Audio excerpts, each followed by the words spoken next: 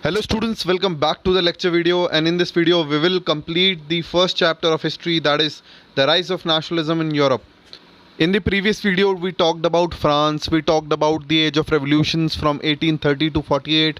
Then we talked about the unification of Germany, unification of Italy, and the main important personalities which were associated with them, like Otto von Bismarck with Germany, and Giuseppe Mazzini, Giuseppe Garibaldi, and Captain Cavour in the unification of Italy.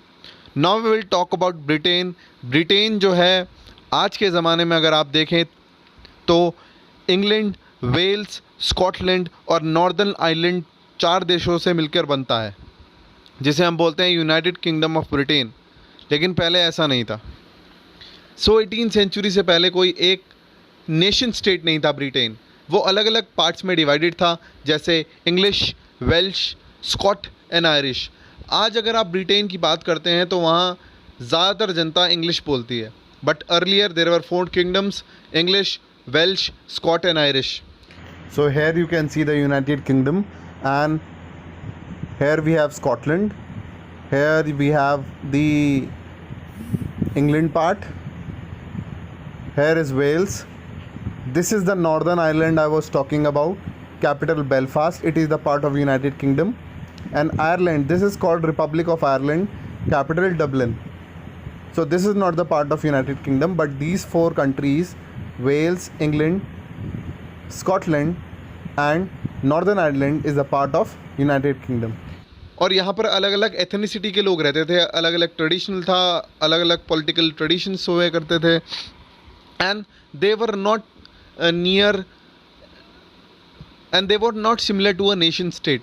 जैसे आपने Germany में देखा, Italy में देखा, France में देखा, that they have a sense of nationalism, they have the same ethnicity and people came together and build the nation states.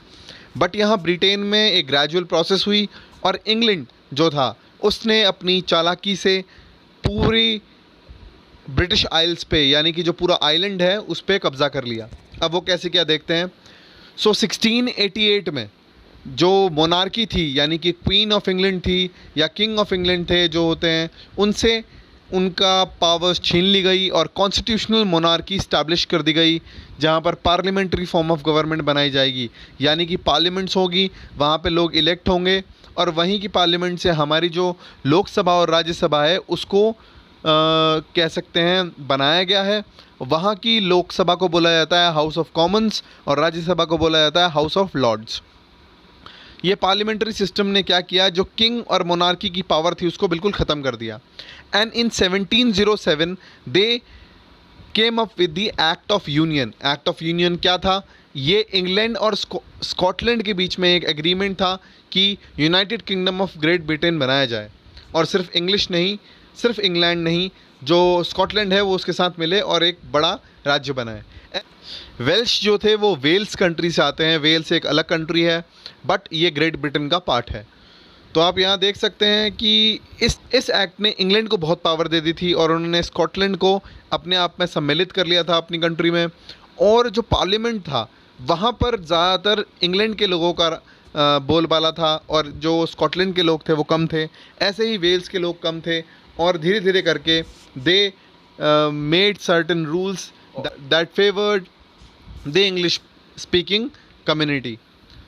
तो उन्होंने देखिए क्या किया, जो स्कॉटलैंड में जो कैथोलिक लोग थे, कैथोलिक लोग वो होते हैं जो चर्च को फॉलो करते हैं, चर्च की बातों को फॉलो करते हैं, जबकि इंग्लैंड में ज़्यादातर लोग प्रोटेस्टेंट्स हैं। They are Christians but they don't believe in the rules and regulation of the church. और जो स्कॉटलैंड में बोली जाती थी लैंग्वेज, गैलिक लैंग्वेज, उसको भी एक तरीके से रिप्लेस कर दिया, और उनकी जो नेशनल ड्रेस है उसको भी एक तरीके से अबैंडन कर दिया। और जो इंग्लैंड में जो कल्चर था वो एक तरीके से स्कॉटलैंड के ऊपर पूरी तरीके से उन्होंने डोमिनेट करते हुए लागू कर दिया। आयरलैंड एक कंट्री है जो इंग्लैंड के साइड में, अभी आप मैप में देखेंगे तो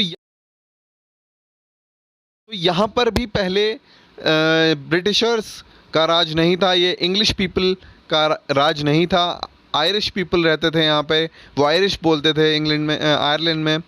लेकिन यहाँ पे क्या हुआ, प्रोटेस्टेंट्स और कैथलिक्स थे। क्रिश्चियंस जो दो भागों में बटे हुए थे, यहीं इंग्लिश लोगों ने क्या किया, जो प्रोटेस्टेंट्स लोग थे आयरलैंड के, उनकी मदद करी. All those who don't believe in church are called Protestants. They protest about the ill deeds of the church. They believe in Christianity, they believe in Jesus, but they don't follow the rules and regulation of the church. और यहाँ पर ये ऐसा हुआ कि जो Ireland है उसको भी दो भागों में बांटना पड़ा, और आयरलैंड जो नॉर्दर्न आयरलैंड है वो ब्रिटेन का पार्ट हो गया, और जो सदर्न आयरलैंड है उसको हम बोलते हैं रिपब्लिक ऑफ आयरलैंड, जो कि एक अलग कंट्री हो गया. अब जब ये कंट्रीज़ आपस में मिल गई, Northern Ireland, Scotland and Wales, England, ये सब मिलकर बोला जाने लगा इन्हें द ग्रेट ब्रिटेन और द यूनाइटेड किंगडम. जो सिंबल्स थे ब्रिटेन के, जैसे ब्रिटिश फ्लैग हो गया, यूनियन जैक कहा जाता है उसे, नेशनल एंथम हो गया, God save our noble king, और इंग्लिश लैंग्वेज हो गई, इसको प्रमोट किया गया. और जो पुरानी लैंग्वेजेस थी, जैसे वेल्श थी, वेल्स की, स्कॉटिश थी, स्कॉटलैंड की, आयरिश थी, आयरलैंड की, उसको दबा दिया गया और प्रमोट किया गया इंग्लिश को.